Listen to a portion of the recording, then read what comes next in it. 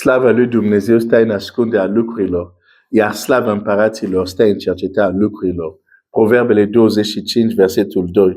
Dumnezeu să te binecuvinteze.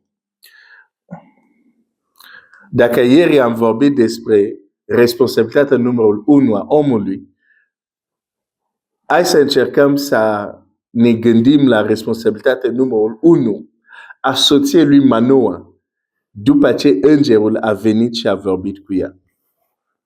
Apoi să ne întoarcem și la om. Da? Hai să ne uităm, studiem viața lui Samson.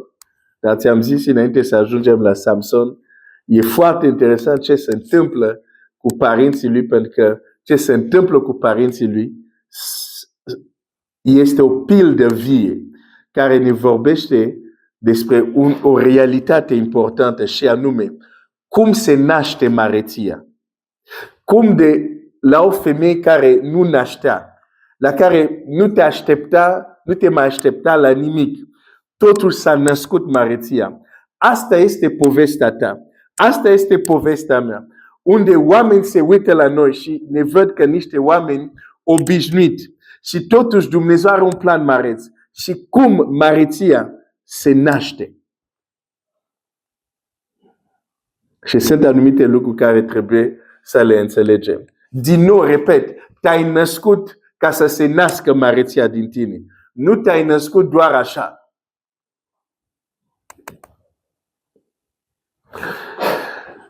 Judecător 13, versetul 3.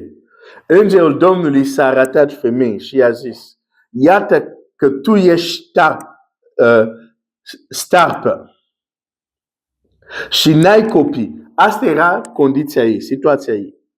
Care îngerul îi spune: știu de situația ta, știu de condiția în care te afli, știu de realitatea ta cotidiană.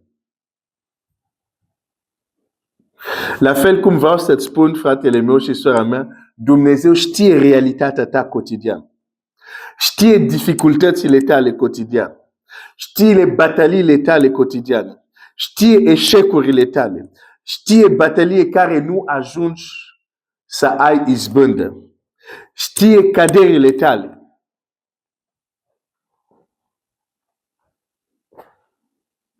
Dar planul lui, dar viziunea lui pentru tine nu este limitat de condiția ta prezentă. Ai.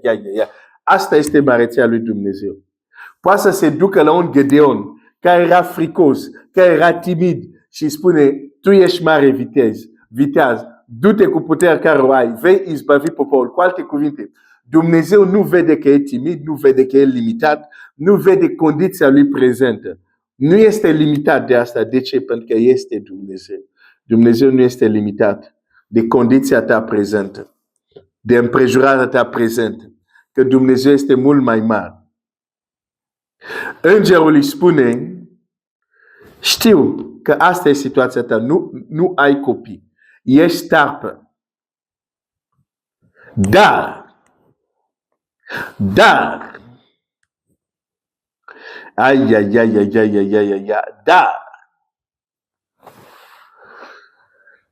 mă rog că Dumnezeu, acolo unde situația ta nu se schimbă, lucrurile rămân la fel, e secetă, mă rog să fie un dar și pentru tine. Cerul să vorbească un dar. Dar vei rămâne însărcinat și vei naște un fiu. Iată că îngerul îi spune acum: experiența ta până acum a fost aceasta. Dar acum vei experimenta altceva. Vei fi însărcinat. Și vei naște un fiu. Acum, versetul 4. Ia bine seama să nu bei nici vin, nici băutură tare și să nu mănânci nimic necurat. Pentru ce îngerul îi spune asta? Nu pentru ea.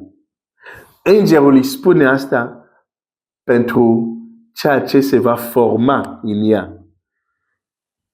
Acele instrucțiuni, să nu bei vin, nici băutură, nu sunt instrucțiuni pentru ea, dar sunt instrucțiuni ca ea să fie responsabil vis-a-vis de sarcina care o va purta. Ai. Cu alte cuvinte, îngerul îi spune, dacă înainte accidental se putea întâmpla să bei vin, așa ceva să nu se mai întâmple. Din cauza copilul care vei purta, nu numai că vei rămâne însărcinată, dar copilul care vei purta este un copil special.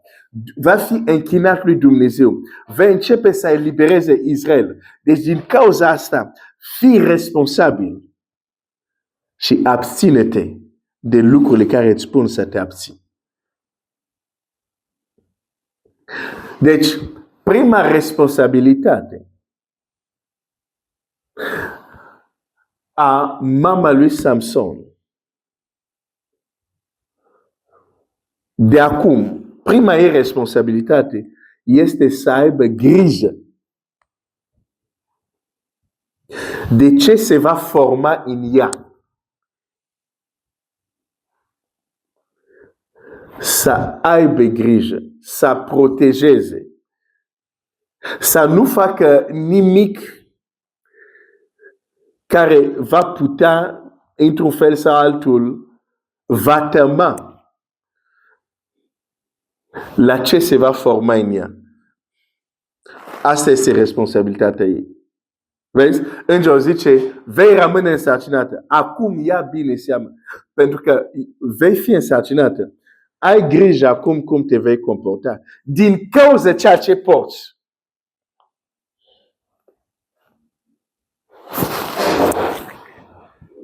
Asta e responsabilitatea numărul 1. A soția lui Manoa. Grijă. Să păzească. Să aibă grijă de ce se formează în ea. Și mâine o să ne uităm, o să vedem care legătură și cu prima responsabilitate a omului.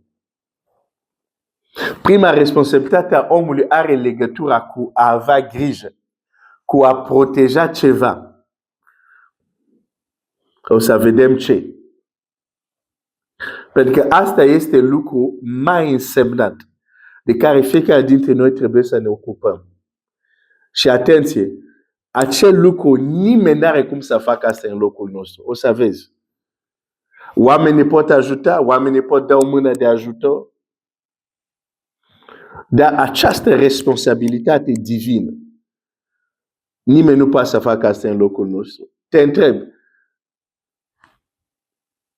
cineva putea să facă ceea ce zice îngerul în locul soției lui Manoa, mama lui Samson? Nu. Nimeni, nici Manoa nu putea să facă asta în locul ei.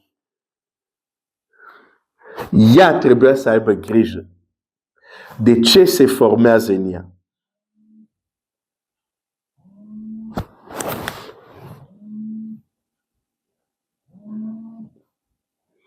Cum se naște măreția.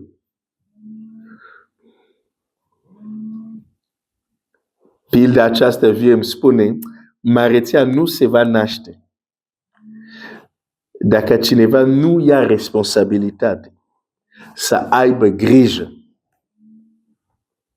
de ceva ce poartă. Pentru că măreția înainte să se nască e purtată. E purtată. Trebuie să fie purtată. Mă opresc aici. Continuăm mâine. Domnul să te binecuvinteze.